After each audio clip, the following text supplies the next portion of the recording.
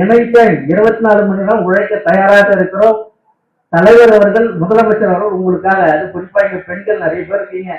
ஏன்னா நம்ம வட்டத்தை பொறுத்த வரைக்கும் பெண்கள் தான் நம்மளுக்கு எப்பயுமே சப்போர்ட்டு. நம்ம பெண்கள் தான் நம்மளுடைய இயக்கத்திற்கு முக்கிய வரவு.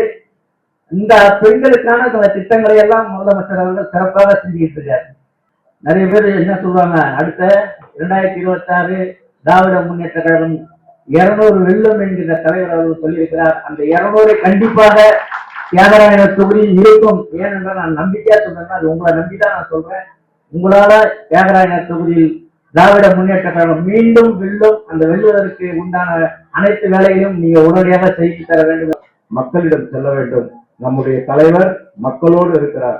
ஒவ்வொரு வீட்டிலும் உள்ளத்திலும் மக்கள் உள்ளத்திலும் இருக்கிறார் என்பதை மறந்துடாதீர்கள். வரும் காலம் நம்முடைய காலம், வருகிற காலம் திமுகவின் ஆட்சி காலம்.